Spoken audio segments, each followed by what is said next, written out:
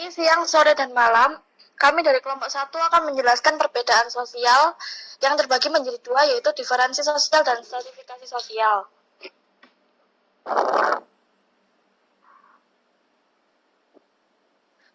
Perkenalkan anggota kelompok kami. Yang pertama ada Antonia Tejinis, nomor absen 3. Yang kedua ada Evan Alexander, nomor absen 12. Dan ada Indra Kaligis, nomor absen 14. Ada Jason, nomor absen 15. Dan saya sendiri, nomor absen 24.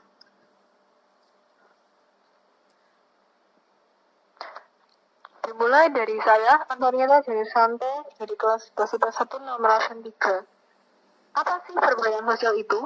Perbedaan sosial itu adalah suatu pengelompokan yang tercipta dikarenakan faktor-faktor internal dan juga eksternal di dalam masyarakat itu sendiri. Contohnya seperti sesuatu yang sudah ada sejak lahir. Contohnya adalah suku, ras, dan kepercayaan dari keluarganya yang sudah ada yang tidak ditentukan sendiri oleh individu tersebut. Kemudian faktor eksternalnya merupakan ketika individu sudah besar dan memiliki gelar-gelar tertentu seperti jabatan dan kemudian status di dalam masyarakat dan lain-lain yang membuat dia dapat dibedakan dalam strata tertentu di dalam masyarakat.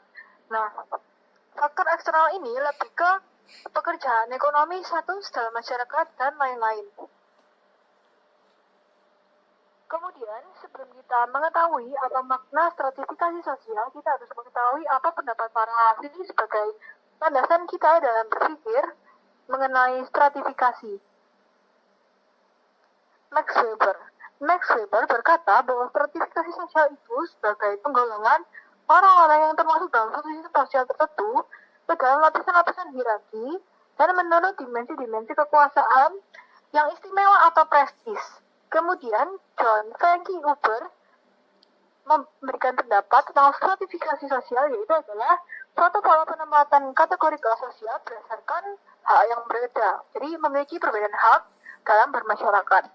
Kemudian, terdiri dari Pitirim Asorkin. Bapak Pitirim Asorkin menyatakan bahwa sebagai pembeda penduduk atau masyarakat ke dalam kelas-kelas yang dapat disusun secara bertingkat atau hierarki. Secara umum, stratifikasi sosial menurut kelompok kami itu adalah pengelompokan dalam masyarakat yang dilakukan secara vertikal atau secara hierarki. Jadi terdiri dari lapisan-lapisan tertentu. Berbeda dengan diferensiasi yang dibedakan secara horizontal atau tidak dibedakan secara bertingkat. Nah, faktor-faktornya itu biasanya ada ekonomi, gelar dan jabatan. Contohnya saja di dalam suatu masyarakat ada Pak RT, Pak RW, dan bawahan-bawahannya. Kemudian seperti juga ke dalam infrastruktur pemerintahan juga ada Bapak Presiden, wakilnya, dan struktur pemerintahan yang lainnya. Seperti itulah konsep dari stratifikasi. Sesuatu pengelompokan didasarkan atas sesuatu yang bersifat vertikal. Jadi misalnya adalah ekonomi yang bisa membuat seseorang memiliki strata yang lebih tinggi atau lebih rendah. Kemudian, bagaimana kok bisa sih terjadinya stratifikasi itu? Ada dua yang telah kami simpulkan dari stratifikasi ini. Yang pertama, terjadi secara otomatis. Mengapa kok kita bisa bilang terjadi secara otomatis? Dikarenakan kita sudah terlahir di dalam negara yang multikultur. Artinya bahwa setiap orang memiliki latar belakang agama, suku, bangsa, dan warna kulit yang berbeda, ras yang pun berbeda. Jadi ada yang ras Mongoloid, terus Kaukasoid, dan Austro-Mongoloid. Kemudian hal-hal ini membawa kita dalam bermasyarakat itu memiliki perbedaan-perbedaan tertentu, sehingga juga memiliki sesuatu yang dapat berbeda dari satu sama lainnya, sehingga terciptalah perbedaan secara vertikal ini. Contohnya saja, kalau berdasarkan kepandaian, itu adalah ketika bekerja di dalam suatu kapal, maka seseorang yang memiliki kepandaian khusus sebagai nakoda akan bekerja sebagai nakoda. Tapi ketika seseorang hanya memiliki keahlian menjadi seorang cleaning service dalam sebuah kapal, maka hanya memiliki kemampuan hanya menjadi cleaning service saja. Itu kalau tergantung kepada apa keahliannya. Kemudian kalau untuk yang terjadi dengan saja adalah ketika tujuan yang umumnya itu bersama, jadi tidak menyangkut tujuan orang per orang saja, melainkan bersama. Contohnya saja ketika ke dalam menteri-menteri yang dipilih oleh presiden dan juga pemerintahan kita juga dipilih berdasarkan sesuatu, yaitu kemampuannya dan juga kebutuhannya terhadap kemampuan-kemampuan ini. Contohnya adalah ketika Menteri Kelautan adalah seseorang yang memiliki pengetahuan tentang kelautan.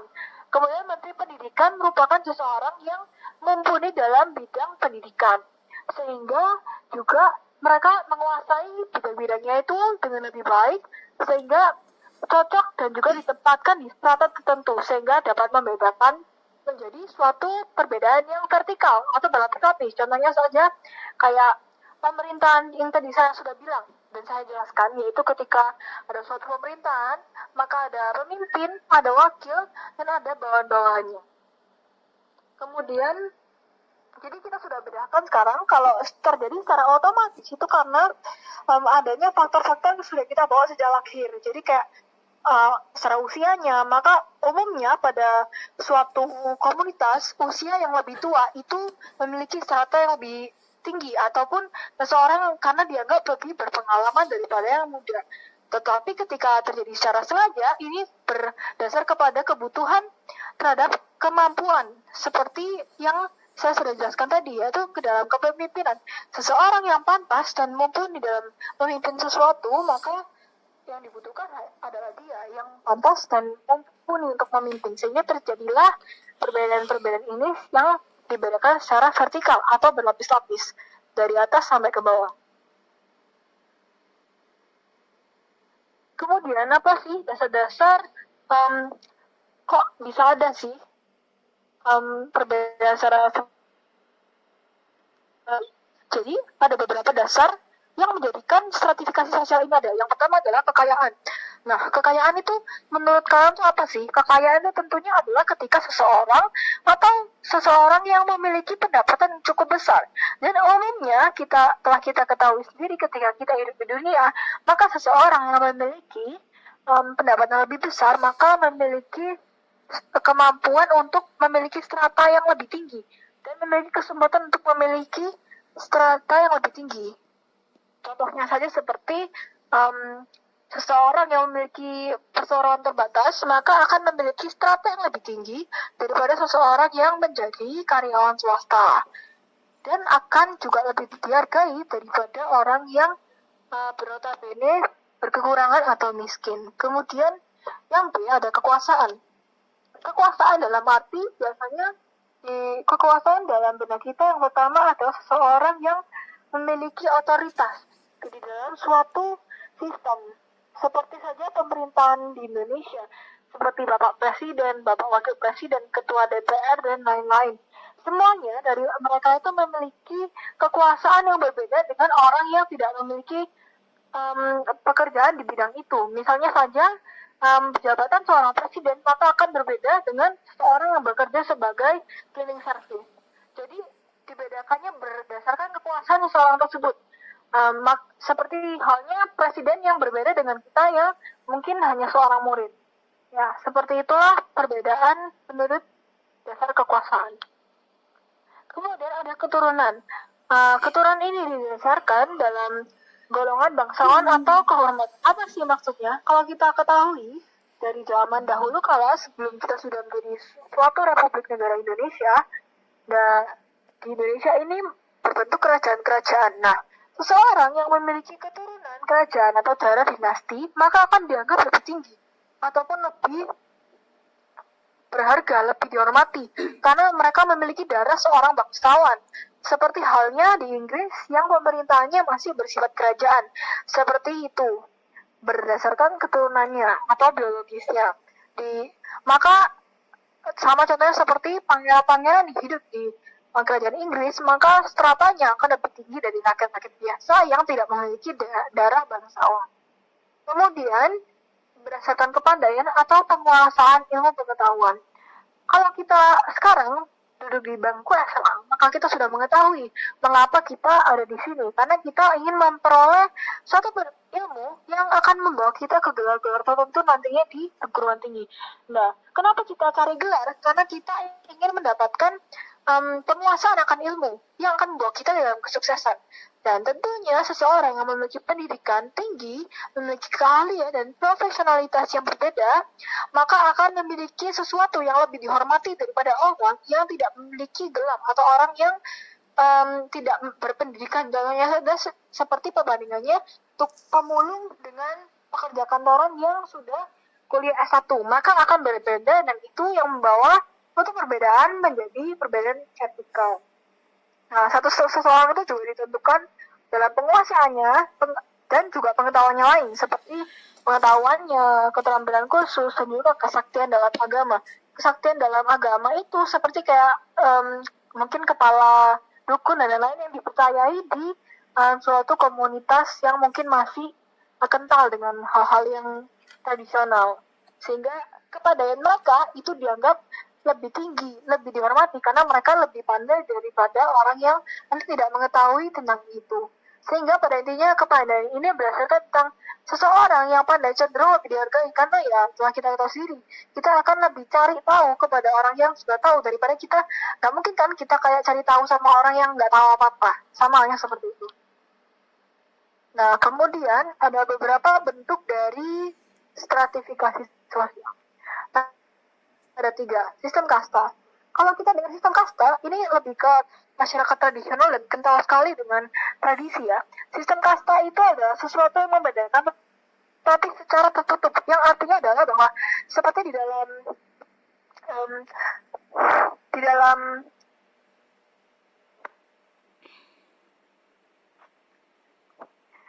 dalam agama kasta, yaitu ada kasta Brahmana, Waisya, kemudian dan lain-lainnya yang sudah ada di dalam daftarnya. Kemudian hal-hal ini pun akan membedakan seseorang lain satunya dengan yang lain, sehingga cenderung mereka ingin menyamakan kasta atau meninggikan kastanya itu dengan menikah dengan orang yang kastanya lebih tinggi. Nah, tetapi kalau di dalam kasta-kasta seperti ini, seseorang tidak dapat dan tidak memiliki wewenang untuk merubah kastanya, karena memang sudah ada sejak lahir dan tidak dapat digabungkan, sehingga bersifat tertutup dikarenakan seseorang tidak dapat mengubah kastanya. Sama halnya seperti orang yang pernah dengan kasta yang rendah, maka akan selamanya dalam kasta yang rendah. Contohnya adalah pada kasta Sudra yang merupakan golongan yang rendah, apalagi golongan Paria yang di luar golongan-golongan tersebut, yang ada Brahmana, Waisya, Ksatria, dan juga Sudra. Nah, seperti itu. Kemudian sistem kelas. Sistem kelas ini adalah sekumpulan orang yang memiliki status yang sama dan dengan parameter strata itu dari kekayaan yang dimilikinya. Jadi di sini lebih terbuka. Karena apa? Karena seseorang itu dibentuk dalam kelas-kelas dikarenakan kekayaan yang dimilikinya. Yang artinya ketika seseorang berjuang dan berusaha menjadi seseorang sukses, maka juga bisa memiliki kelas-kelas dan masuk ke dalam kelas-kelas yang tinggi pula. Jadi tidak tertutup seperti sistem kasta, tetapi di sistem kelas ini dia itu bisa bersifat terbuka karena semua orang itu berhak mendapatkan serata kelas yang diinginkannya sesuai dengan usaha yang dilakukan. Apabila seseorang itu memang ingin kedudukannya di masyarakat lebih tinggi, maka beliau juga harus berusaha achieve apa yang dia mampu, achieve apa yang dia ingin, menjadi seseorang yang lebih baik. Kemudian ada sistem meritokrasi. Jadi kalau meritokrasi itu dia itu benar-benar pure terbuka, yang artinya bahwa seseorang dapat menentukan kelasnya berdasarkan usahanya sendiri.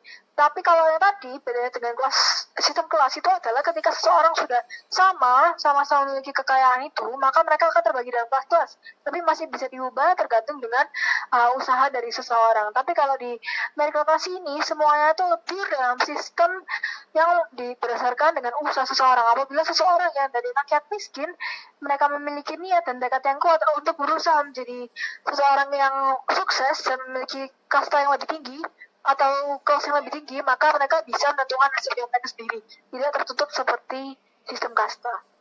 Kemudian di dalam stratifikasi sosial itu dibagi dari 3 lapisan yang pada umumnya sudah terdapat dalam masyarakat, dan kita pasti tahu ini.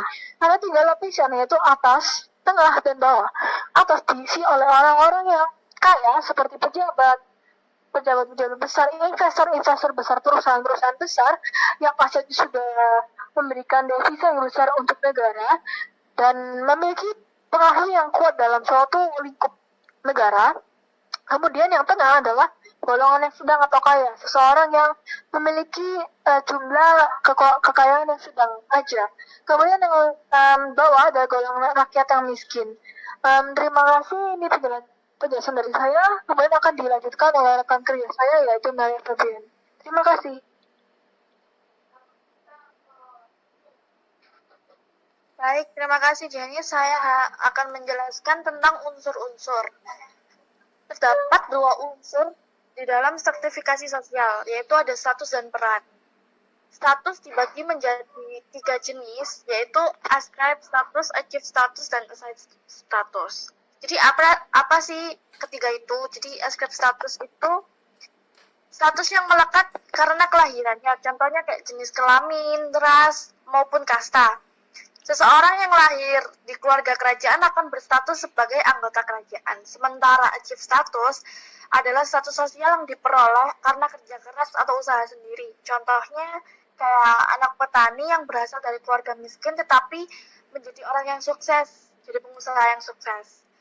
Kalau assign status adalah status yang dimiliki seseorang karena pemberian dari masyarakat. Jadi seperti status tuan guru yang diberikan orang-orang karena tuan guru adalah orang yang berjasa atau dianggap mulia di lingkungannya.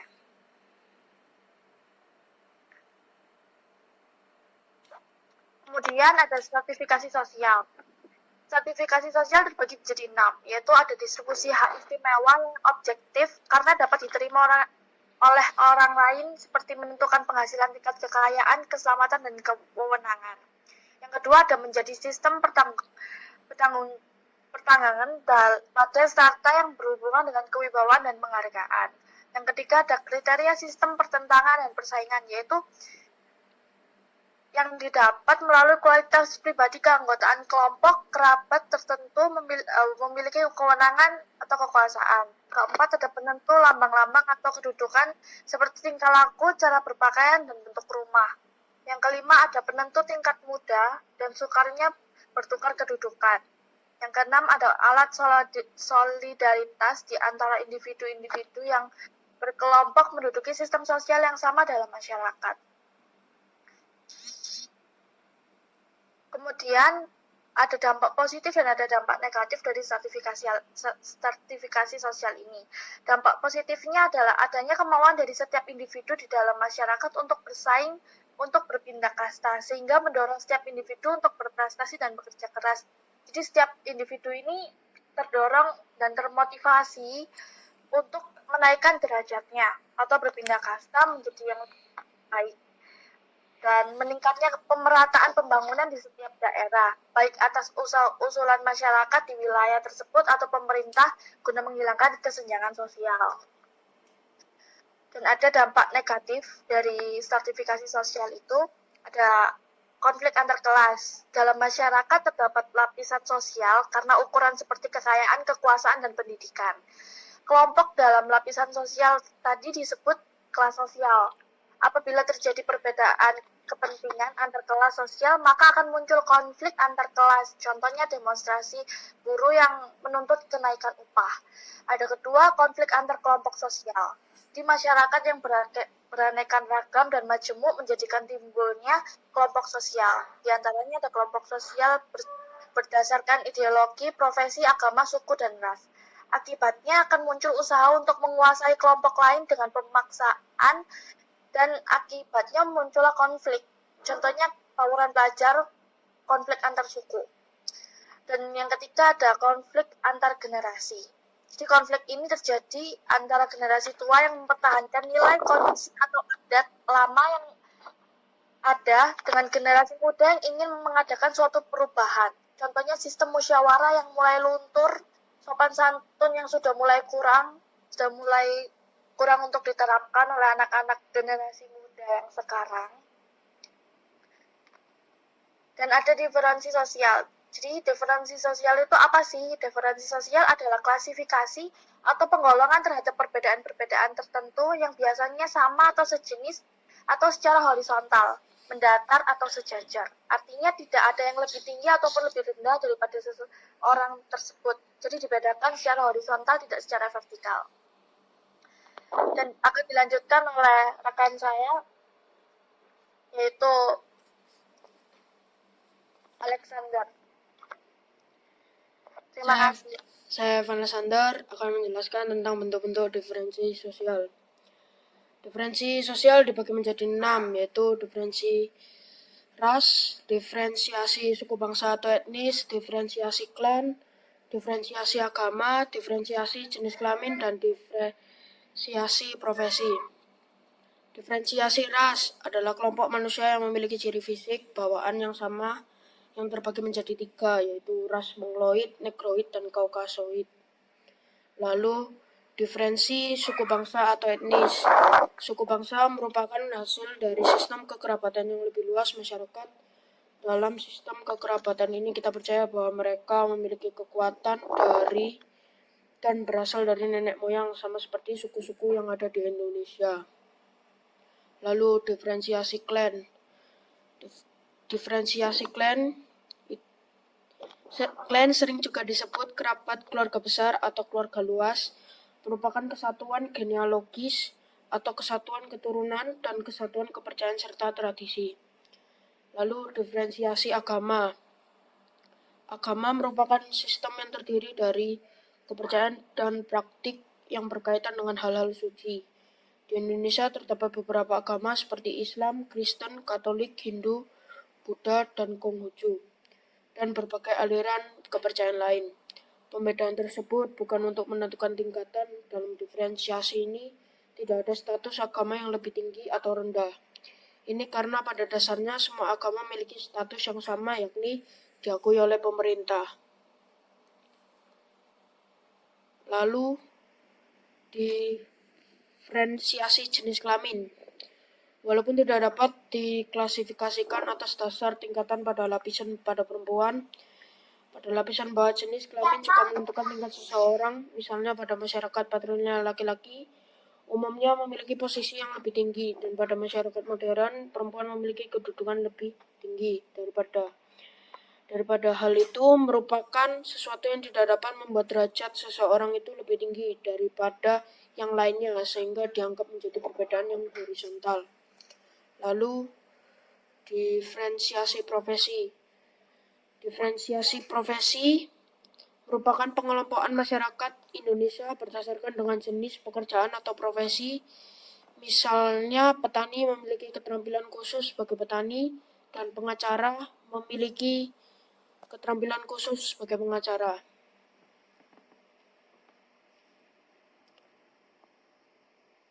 Lalu selanjutnya, faktor pendorong diferensiasi. Dalam masyarakat majemuk atau plural society, pengelompokan horizontal yang didasarkan pada perbedaan ras, etnis, suku bangsa, klan, dan agama disebut dengan istilah kemajemukan sosial. Pengelompokan berdasarkan perbedaan profesi dan jenis kelamin disebut heterogenitas sosial. Kemajemukan sosial ditandai dengan adanya perbedaan berdasarkan hal berikut. Yang pertama, berdasarkan ciri fisik. Diferensiasi ini timbul karena perbedaan ciri-ciri fisik tertentu. Misalnya warna kulit, bentuk rambut, bentuk mata, bentuk hidung, dan bentuk rahang. Ciri-ciri fisik seperti itu disebut ciri-ciri fenotip kuantitatif. Yang kedua, berdasarkan ciri sosial. Diferensiasi ini timbul karena adanya perbedaan pekerjaan yang menimbulkan perbedaan cara pandang dan pola perilaku dalam masyarakat. Termasuk di dalam kategori ini adalah perbedaan peran, prestise, dan kekuasaan. Contohnya, pola perilaku seorang tentara akan berbeda dengan seorang guru. Pola perilaku seorang dokter akan berbeda dengan seorang arsitek. Lalu yang ketiga, berdasarkan ciri budaya. Diferensiasi budaya berhubungan erat dengan pandangan hidup suatu masyarakat, menyangkut nilai-nilai yang dianutnya seperti religi, sistem kekeluargaan, keuletan, dan ketangguhan. Hasil dari nilai-nilai yang dianut suatu masyarakat dapat kita lihat dari pakaian, adat istiadat, bahasa, kesenian, arsitektur, dan agama.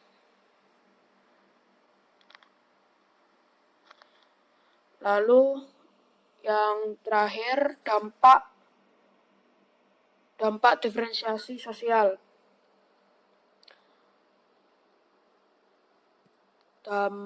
Kemajemukan masyarakat Indonesia yang terdiri dari beraneka ragam ras, suku bangsa, dan agama. Kepercayaan mengundang kerawanan sosial berupa munculnya perbedaan kepentingan latar belakang, kebudayaan, ras, atau agama yang berpotensi memicu konflik. Berikut bentuk manfaat.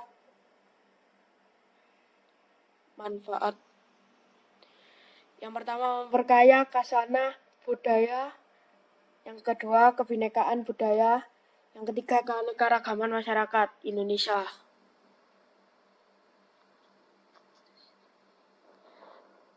Lalu, dampak diferensiasi sosial.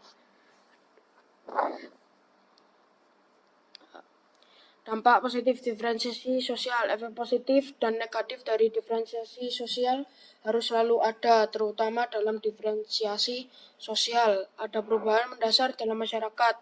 Berikut ini adalah beberapa penjelasan tentang efek positif dari diferensiasi sosial. Yang pertama, persimpangan sosial. Ada peluang untuk persimpangan sosial, yaitu persimpangan yang baik atau pemenuhan unsur-unsur perbedaan dalam komunitas itu sendiri.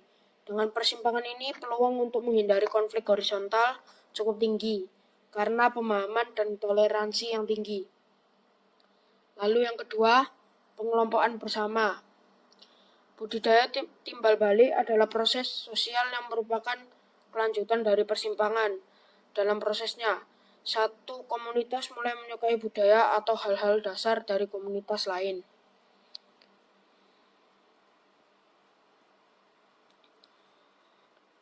Lalu yang ketiga, asimilasi. Proses asimilasi juga merupakan salah satu efek positif dari diferensiasi sosial, di mana dua budaya yang berbeda dapat bergabung atau bergabung menjadi satu dan mempromosikan budaya baru yang positif bagi kedua belah pihak. Lalu yang keempat, akulturasi. Akulturasi adalah pengembangan asimilasi yang lebih luas, di mana budaya campuran tidak kehilangan unsur asli budaya setiap kelas sosial.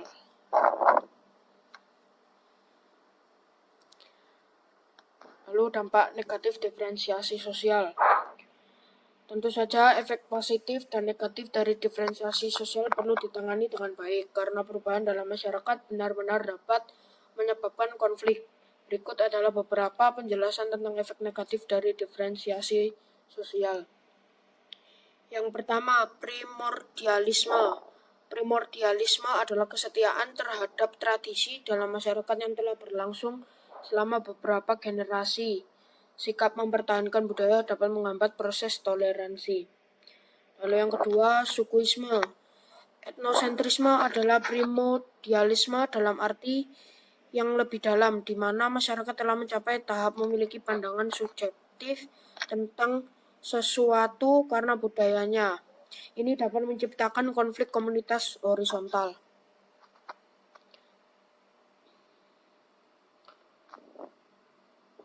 Lalu yang ketiga, konsolidasi. Konsolidasi adalah proses reorganisasi komunitas. Tujuannya untuk memperkuat komunitas, namun dalam praktiknya itu menciptakan persaingan atau rasa persaingan. Akan ada faktor-faktor yang membentuk ketimpangan sosial dan rentan terhadap konflik antar kelompok dalam masyarakat. Jadi beberapa efek positif dan negatif dari diferensiasi sosial yang dapat muncul dalam kehidupan sosial adalah namun perubahan dalam masyarakat atau diferensiasi sosial dapat memiliki konsekuensi baik dan buruk, tetapi toleransi selalu dibutuhkan untuk menyembunyikan perubahan ini dan membuat hidup terasa lebih harmonis.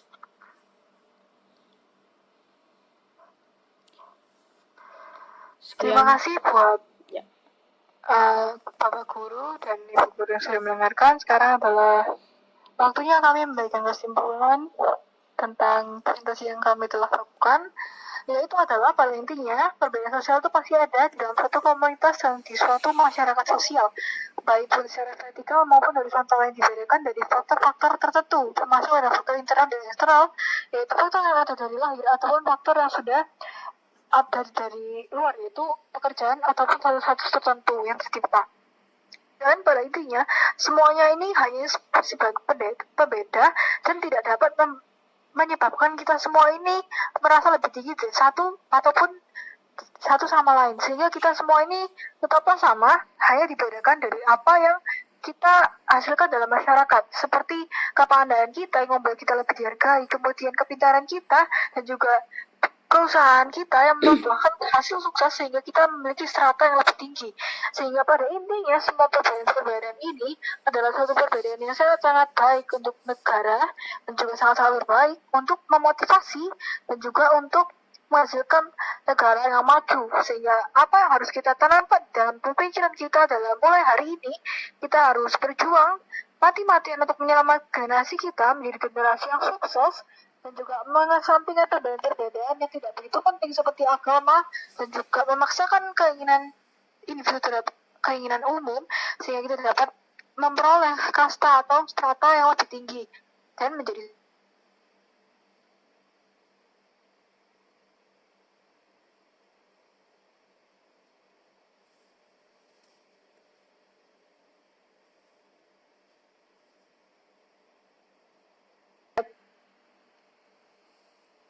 sama. Sekian dari kelompok 1. Terima kasih. Terima kasih.